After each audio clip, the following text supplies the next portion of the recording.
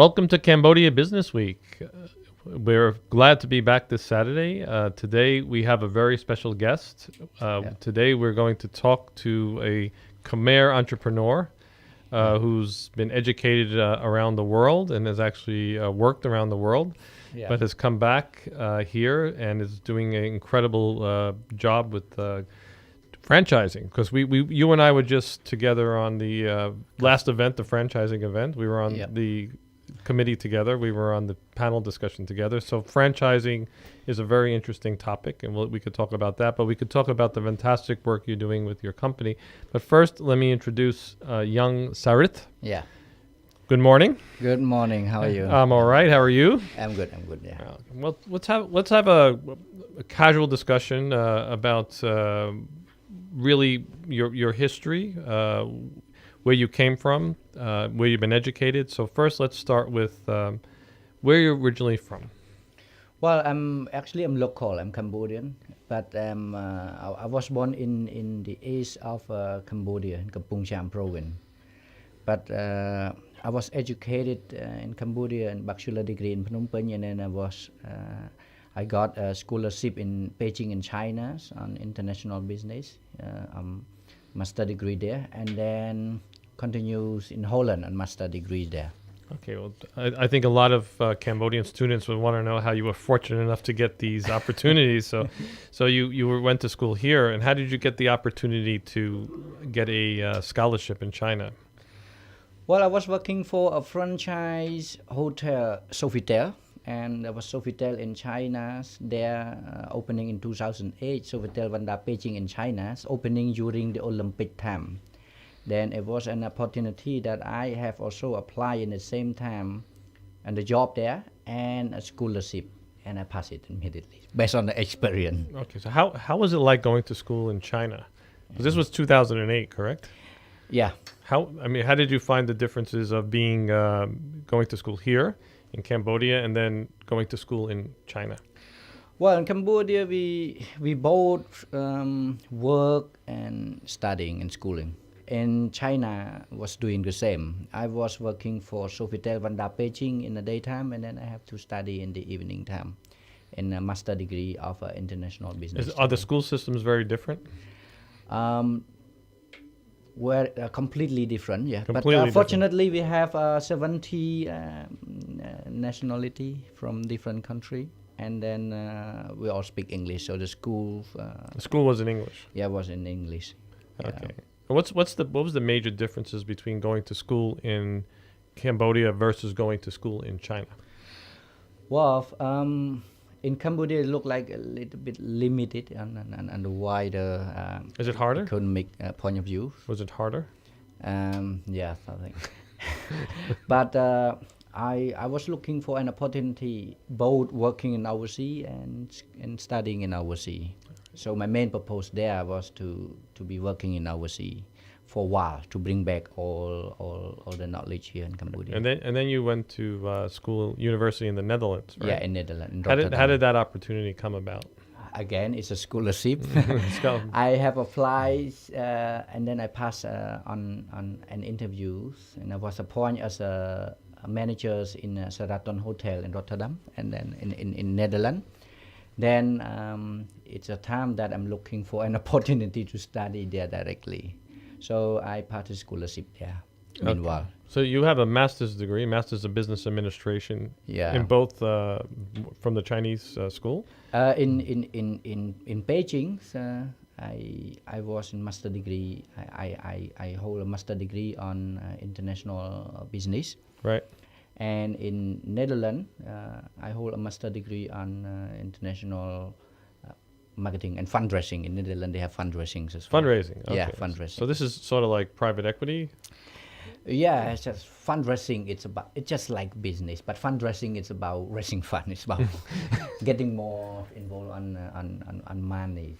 All right. Yeah. So you particularly chose the food and beverage industry because you worked for Sofitel. What attracted you to the food and beverage industry, the hospitality industry? Well, I was starting first as a waiter in Raffles Hotel in Siem Reap. So you started as a waiter. Yeah, I started as a waiter So there. that's what they say. You have to start at the bottom, right? Yeah. You start at the bottom, right? Yeah, I started as a waiter there, and then I was sent to Singapore and Raffle in Singapore for 2 years.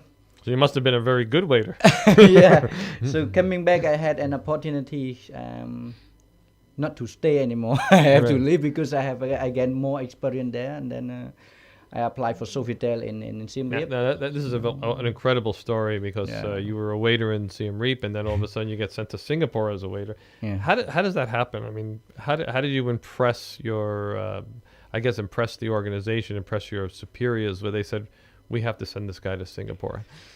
Well, I started for in 1999. In that period, it was so hard to find somebody who speak English, who understand who understand English.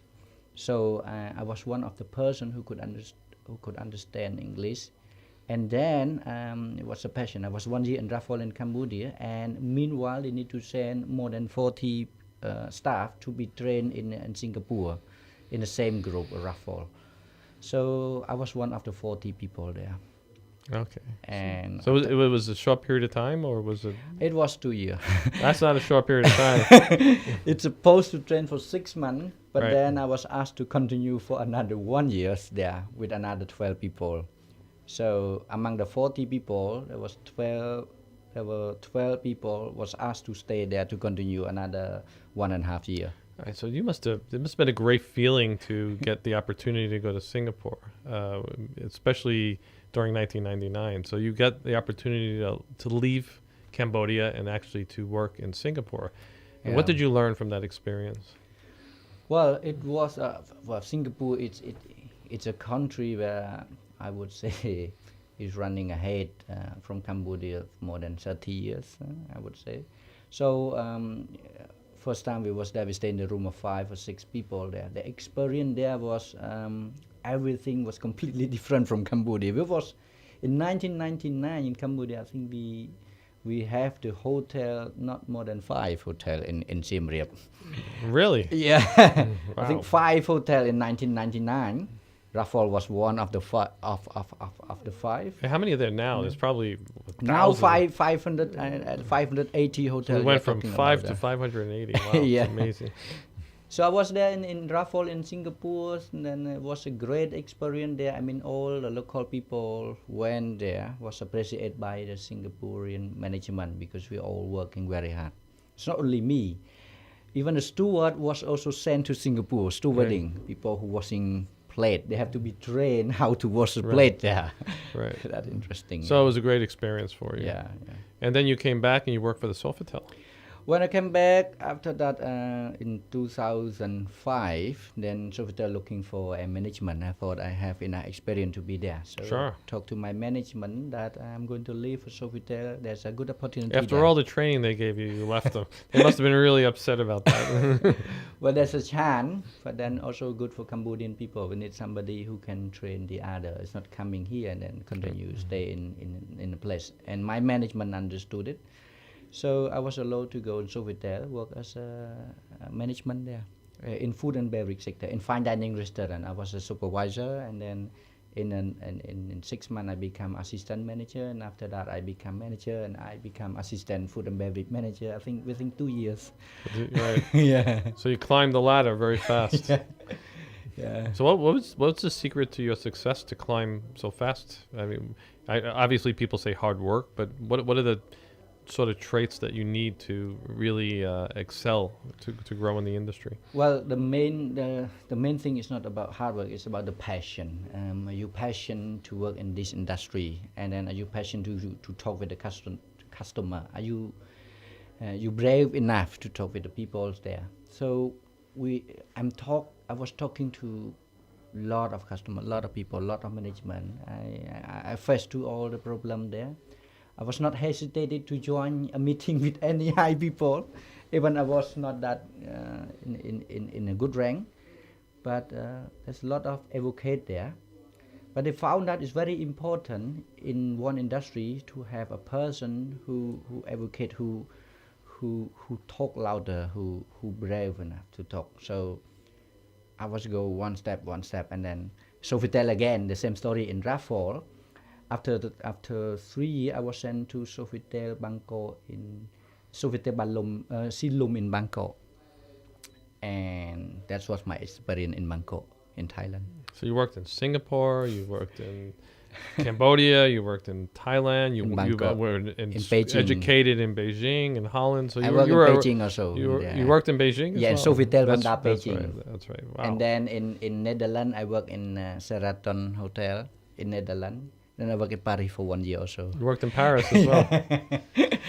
So it's hard to come back to Cambodia. I mean, working in so many international cities, which are beautiful places to work and live, is it hard to come back and live in Cambodia? Because I think a lot of Cambodians that have the opportunity to work overseas like to stay overseas. Yeah. So what brought you back here? Well, my fortunate it came from my father who support on my back. Then when I had an enough ability to lead a team, to lead a company, so I talked to the company that I would love to come back to Cambodia in one way or another, because I want to bring all the experience here to share in my own country, and that is the first decision would bring me back to Cambodia, and until now, which is already 5 years. Okay. Yeah. So there's always great stories from people that work in hospitality of some crazy guests. And I always ask this question because people that work in restaurants or hotels, they always have some great stories of either meeting some very famous people or some guest that did some crazy thing like throw a television set out the window or something. Yeah. Do you have any interesting stories of some guests that you met or some experiences that you had with some guests that were peculiar or strange? It's my own story. I was working in the in Raffles Hotel, then I moved to Sofitel, and the first day I was one of the management, but very low, a supervisor, very low. You manage 3-4 staff, something like that. So I met a guy who is Black American. He's from Washington DC, and then the guy coming there for 5 days, and then drink champagne, and then I saw him 5 days, and then asked, how long have you been working here? So I say already 5 years in the hotel industry, and then why you not become the senior management? I say there's no opportunity there. And then the guy was thinking about, can we get out tonight? And then we get out and we talk a lot about family situation. Tomorrow, the guys appoint me to meet at 9 a.m. And I come to meet him. He bring me a bunch of money to study in university in Cambodia. That my university life start. Really? I never been in university. So then... How much money was that? Well, it was a lot. That was a tip. That was a tip, right? Well, it was a tip for university. That was a lot. Tax department, it's too late. Yeah. All right. Yeah. And then, well, something like $2,000 is quite a lot. I pay for 4 years university, I still left some money, and then buy some old motorbike there. And after I finished university, he asked me again. Now he's still my father until now, already 12 years. So he asked, what you want to do? I want to study more, something like that. Say, there's a school, a good scholarship in Beijing. You want to apply there? Then he tried to connect each other. That's my life start to grow. Right. So there's still some good people left in the world, right? That's an amazing story. So just a strange person you met initially that was a guest in the hotel. Yeah. Ended up funding your university. Yeah. And even afterwards, and became sort of your godfather. Yeah. And the good thing is that when I became a manager in hotel, I asked him to pay back all the money. So he say, Sarat, you don't pay me back all the monies because I don't need such money. You need that money. If you want to pay me back that money, you save that money and then you contribute that money to your local people who have the same situation like you was. So you support those the same I support you. And that's the story that I put in my passion that I have to come back to my country. And just recently, 4 years ago, he just told me that, you know, who am I? I said, no, I never asked about that. So he is the chairman of a Citibank worldwide. So Lionel C. Johnson is my adopted father, and he's a CEO of a Citibank, and now he is a president of biggest investment company in the world, which is holding an asset of $10 trillion in that investment community there. Quite an amazing story. So it just tell me at the last, then but was not shocked because he have, I think he have 1,000 people like that. Right. Yeah. He must have. That's an amazing story. Yeah. We'll have. Yeah. That's very encouraging. So, I guess the part of the lesson learned is always be nice to your guests or your customers because you never know who they are. Yeah. Right. So Yeah. that's it's always important to have sort of a good relationship with your customers and your guests. Yeah. So now I'm doing that. I'm helping the other communities like you have me before, Okay. and then contribute from what I earn from my own businesses and my what I earn. Right. From Well, that's a great story. Let's talk a little bit more about your career because Yeah. after Sofitel, you were at the Camara Anchor Hotel, Yeah. and what were you doing at that hotel? As a general manager, actually. General manager. It's a 4-star hotel with 140 room Okay, and that's in Siem Reap. in Siem Reap. Yeah. Okay. Yeah. And then you moved on to ICS International. Yes, ICS International. But I work for ICS in Asia. ICS is investing in children and their society. So they are investing on any business care which is at the end of the day benefit to children. Right. So this is your sort of philanthropy work, your charity work, right? Yeah, philanthropy, but also it's a social business. Right. Social investor. Yeah. Right. And what ICS. do they do exactly? What's the their goal and their mission? Well, the goal is to make sure the children get support, grow, secure, and to get that they cannot give money to the children because they cannot give money to the parents. So they're looking for any businesses, any social businesses which could social business. I mean a business where gain a financial sustainable with social contribution. So any businesses running that way, ICF would invest on that businesses to grow it wider. And this is fantastic work. I mean, I think a lot of us that are in the business world are absorbed in our jobs and our careers. How important is it to you to give back? Because this obviously somebody gave to you, and that's made a big impression on you, and you want to give back. So what would you say to Khmer business owners or Khmers that are on the fast track and in good jobs that they need to spend some time to give back to the country? I think it's the trend now. Either the owner want or not, but the trend is going that way. Your business have to contribute one way or another back to societies. You can see Gates spending $100 million a year on that contribution, Bill Gates, and then Warren Buffett, Mark from Facebook. Anybody who run a fully commercial now they turn into a social contribution. In Cambodia would be the same. In the next trend, a business would grow well and more secure unless you have social contribution and with a green impact somehow. And that is the main message I want to give out today.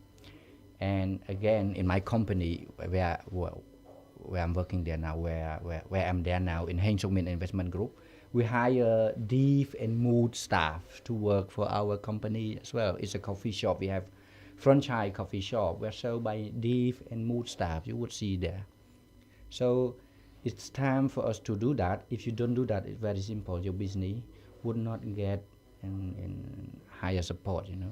The support. And how do you get the message out to the public that you're doing these? I mean, because a lot of companies now want to talk about corporate governance, being giving back to the community, CSR, right? Yeah. So how do you get the message out on your CSR?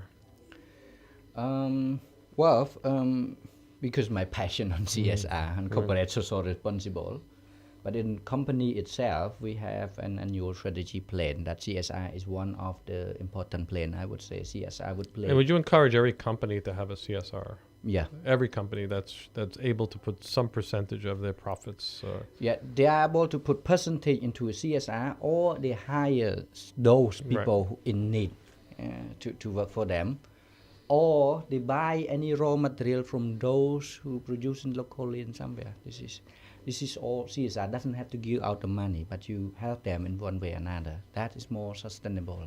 That's fantastic. We're going to take a very short commercial break, and we'll actually put some music in between, and we'll be right back. We're back.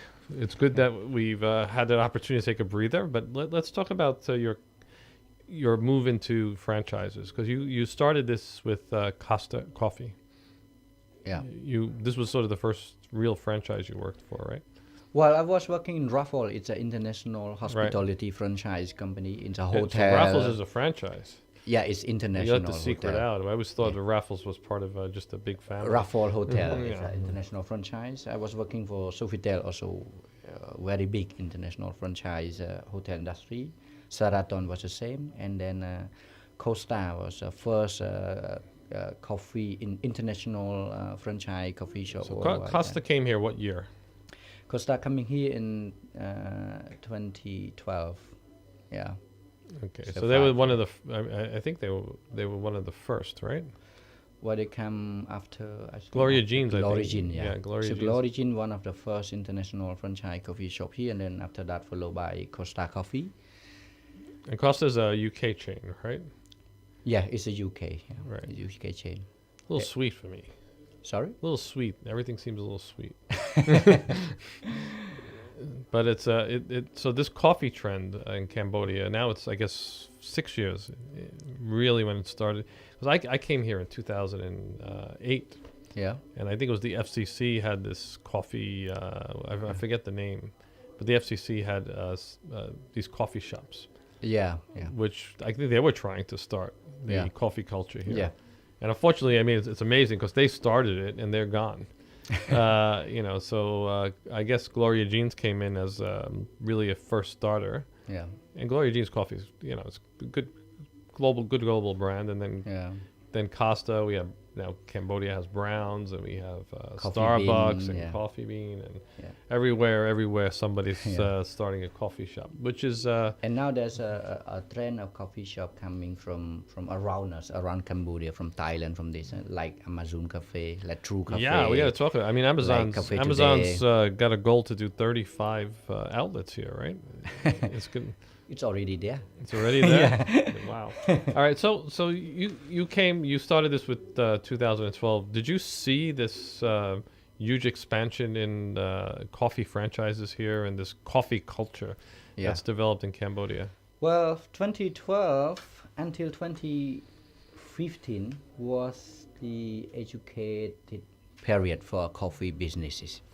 So anybody who opened a business within that period is just about educate people. You would not make any profit from that. And the trend of the coffee just skyrocket, grow very, very, very fast. Why do you from- think when you walk in Browns, or you walk in a Coffee Bean or a Starbucks, I'm just amazed at Yeah. you kind of look at other restaurant businesses and the fact that these places are packed all the time. Yeah, I mean from 2015 until now, the coffee business growing very well, growing very fast.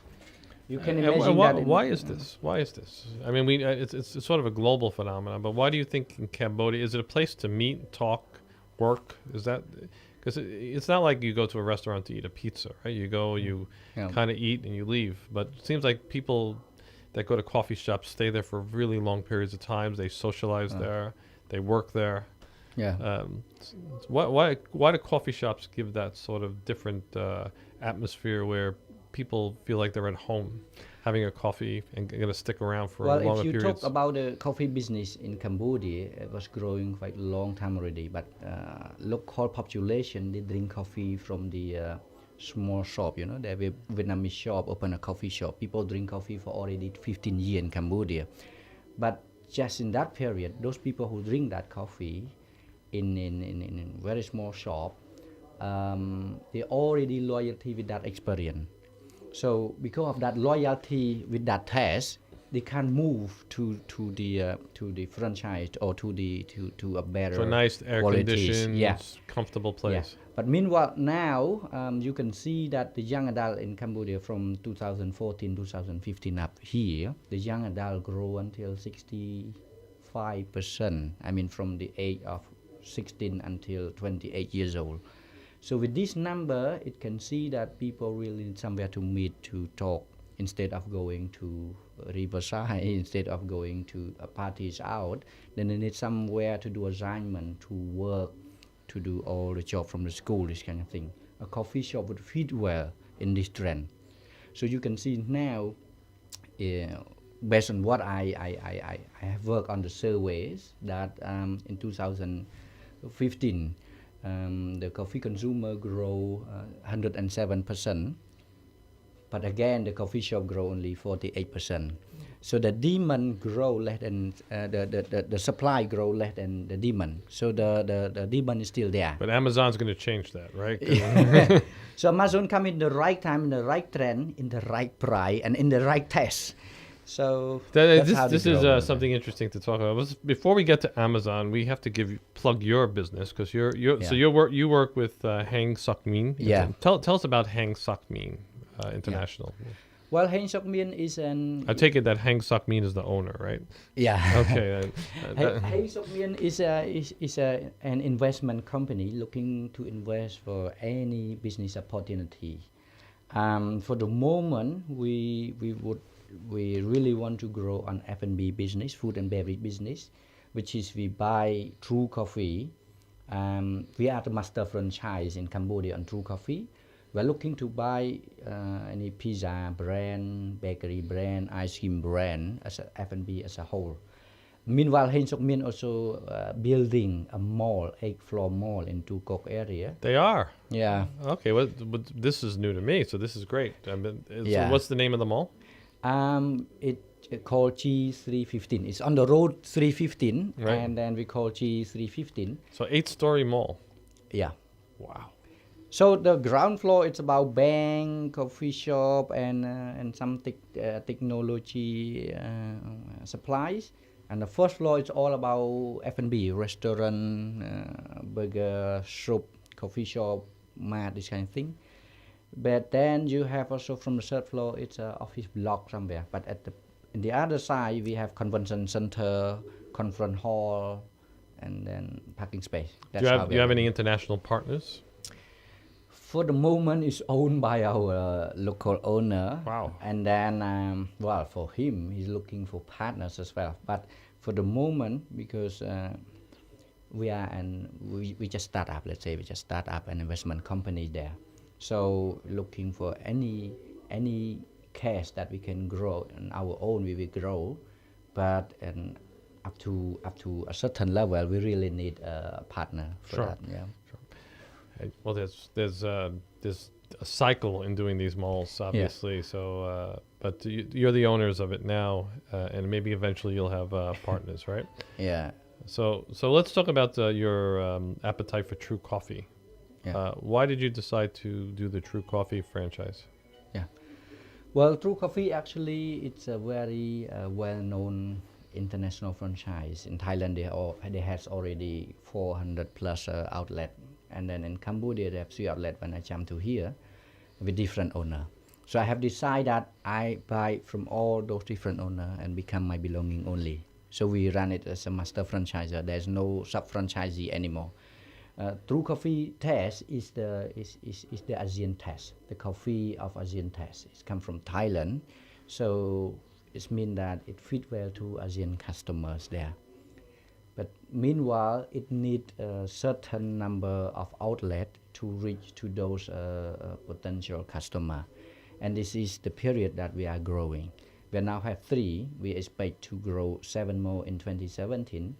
Hopefully, we will get 10 by the end of this year, and then another 4 in 2018. That's our goal to have there. Okay, well, let's talk about it again, go back to the coffee market. So you said the growth is 107% and 40-something% growth in capacity. Yeah. What do you see this year? Because with Amazon coming on with opening up all these outlets, I mean, Amazon's a little bit of a phenomenon, right? Because they're coming. What is the success about them? Besides the price, I mean, the price point is very interesting with Amazon because it's half, I think, of what you would if you want a good coffee, a large size coffee in Starbucks or Coffee Bean or these places, you're spending $4.50, $4, which is considering that the average daily wage in Cambodia is still $2, you're spending $4 on a coffee when most people are making $2 a day. So that's a lot. So that's why most of these are in Phnom Penh, I guess. There's not a lot of these franchises yet in Siem Reap or Sihanoukville yet. But it's very simple. You can see that in 2017, the focus is that the coffee business would still grow 76%. So for the moment until today, the coffee shop grow only 20% for the moment. There's a room to grow on coffee because the supply 76%, as the demand 76%, and the supply now just reached 20%. So there's a room to grow there. What's the success of Amazon? Amazon success because one is a trend, because the young adult, it's time for them to have a place for doing assignment, meet people, meet friends there. Second is the price, and then third is the loyalty experience, the same like what I'm saying. To get somebody loyalty on whatever taste, not only coffee, salmon, food, whatever, we just need to eat or drink it 7 times in the experience of F&B business. So Amazon itself, they just have a technique that to get people come and taste that drink 7 times, then people loyalty with that experience.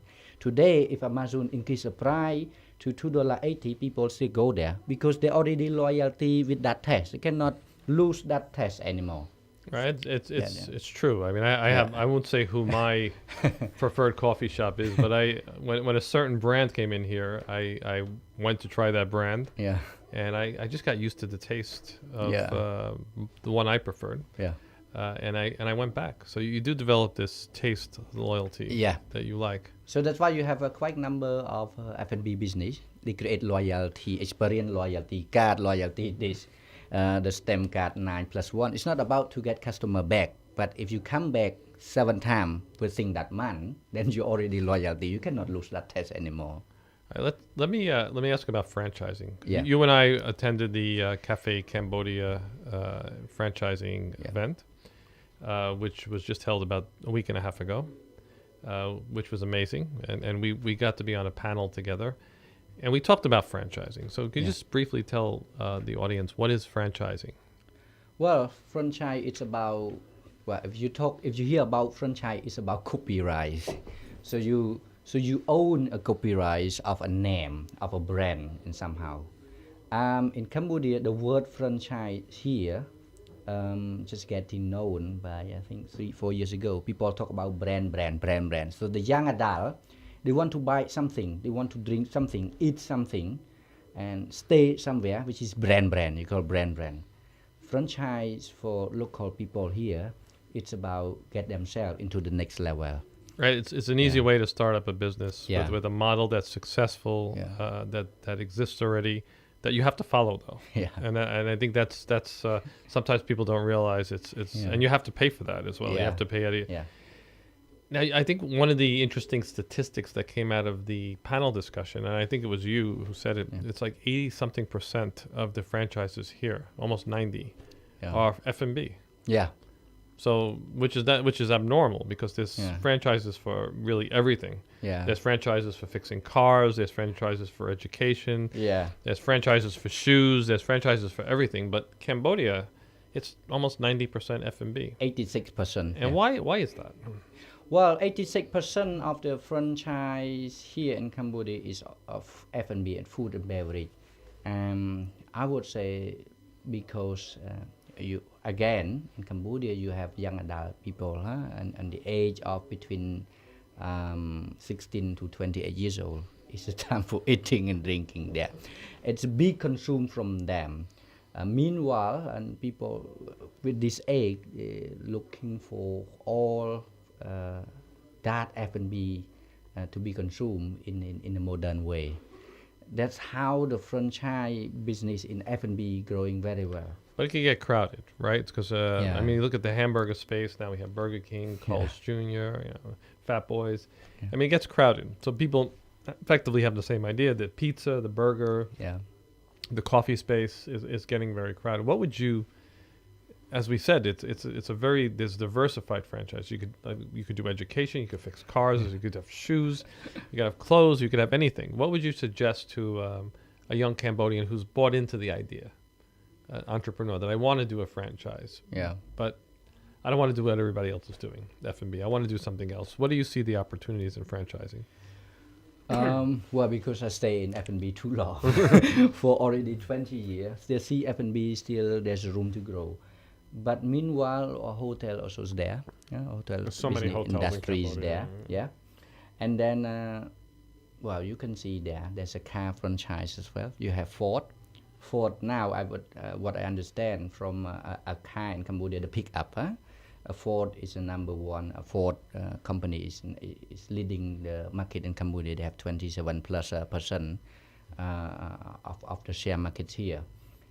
But you can see that it's a very difficult business there, and somehow you have in that business of car, of education was growing well, but on a car, it's a business where people have to spend a lot of money to buy and then deposit and then this kind of thing. I mean, Yeah, I think people need to realize that when you do a franchise, you have to have the capital to do it. Yeah, It's just yeah, not that yeah. you get the franchise and it comes to you. You have Yeah. to invest in outlets. You have to Yeah. invest in inventory. You have to actually, most franchises, you have to have a minimum capital as Yeah. well, right? So what about in the education space or the clothing space? Is there any, you're looking at franchises as well. Yeah. Are these opportunities? Are Cambodians wanting to dress more differently and different styles? Well, of course, you can see the clothing. Talking about clothing or lifestyle, you call it lifestyle franchise company. You have quite a number of lifestyle company here. Shal and Kid, Pedro, this kind of thing. People never hear this before in Cambodia. Well, Pedro's a franchise. Yeah. Right. A Mango and these, yeah, all these Mango. places, all these companies are franchise. Mango, you have Pedro, you have Shal and Kid, you have quite a number of international Montessori franchise from the here. school side. Yeah. Raffles International, I believe, is. Yeah. So there's a huge amount of opportunity. Yeah, a school also growing well. Actually, I see the American International School go into a bigger space, which is again more than 5,000 students plus there. But meanwhile, people still have a limit finance, you know. Right. So F&B is very easy to spend. $5-6 you can go to franchise. You want to go to clothes, you may spend from $60 to $150 to get a franchise shoe, to get a clothes to wear, which is they can buy at $4 from the market. So still a big issues there. Education, I would say the cost of education, which is from international franchise here, still very expensive for local people in some house. You are going to spend $6,000 a year on international franchise instead of spending $300 to $300 a year on local franchise. Also, we have local schools as well. Okay. Well, the last question on franchising is, what would you suggest people that are interested in franchising? Yeah. They need to do their research and their work. What's the best way to go about it? Well, there's a value chain. You have to look at it. From you call it turnkey. You call Right. it turnkey businesses. Turnkey is mean a full value chain from zero, from startup until open a shop. With this turnkey, you have to be careful on feasibility study. You have a lot of people have money, then you have 1,000 ideas. But then you have to be careful on the ideas, it fit well to the business. So what you have to do is you do feasibility studies. You have enough money, you need somebody to help you, a consultant who can Right. advise you. And I think one of the things to be clear about this is just because it's a franchise and it works in one country, Yeah, doesn't mean it's always going to work in another. no, Because people have different tastes, Yeah. there's different cultures. yeah, We talked about the Subway being a very successful franchise globally. It's the biggest one globally. yeah, But when I was in Indonesia, it was just people don't really like sandwiches, so it's something like that might not work. So it has to be culturally receptive. adaptation, yeah. Right. It had to be adaptation, adapt on taste, adapt on look and feel, and then adapt on the age, and price. Right. And that's how. Okay. Well, in our closing minute, you've told us about a fantastic career, your fantastic education background, and your incredible career here in Cambodia with different companies in the F&B and the franchise industry. We always want to get some words of advice from somebody that's been successful. I mean, you are also a little bit lucky to say that. I mean, to get somebody to throw a pot of money at you to go to university is do a lot of praying, right? Well, yeah. So, some words of advice for our young Khmer audience on how to be successful. Well, I would suggest, because in Cambodia there's a very traditional culture that people have money, just want to open any business they want. But I would like to turn them on a little bit. So if they have money, they want to open any business, I would suggest them to study a little bit. If they don't have enough knowledge and study in that business, get support, get help from any consultant company, advising company, whoever, to make a feasible check for them. See, is it feasible to run with such a company? Because otherwise you will waste a lot of money. There's a lot of rich people here waste a lot of money because they think they are success in this business. They will success on every business, but that's not true. And get experience. Yeah. And then we talked about this with a lot of CEOs that have been on the show. Yeah. And the tendency for wealthier young Cambodians is I want to have my own business, but have no experience. So it's really important to get into the workforce and learn first. Yeah. And we learn from people that have been successful. So that's also something that I guess people would recommend. Yeah, because in the business sector, on food and beverage, on a chain, on a franchise, you have 1,000 things to do actually on operation side. It's not about and selling. You started as a waiter, right? Yeah. So this is a lesson learned. I mean, you started from a waiter and you Yeah. So you got a lot of experience. Yeah. Then we can advise to them. Right. But in here, a lot of rich people here, it comes from buying a land, selling land. It's one piece and going out. It's not that easy. It's also difficult, but it's 10 job in operation, 10 things to do in operation. But in F&B, in hotel, in clothing, in education, you have like 1,000 of things to do. It's not only to put money, then you're success. You have 1,000 things to do in operation. True. And the transparency is very important. Okay. Well, Sarah, thank you for being on the show. I really appreciate it. Thank you. Thank you for spending time with us on this Saturday morning. And thanks for your words of advice. We'll be back next week on Cambodia Business Week with another special guest. Until then, we'll see you next weekend. Thank you. Thank you. Thank you for invitation. Yeah.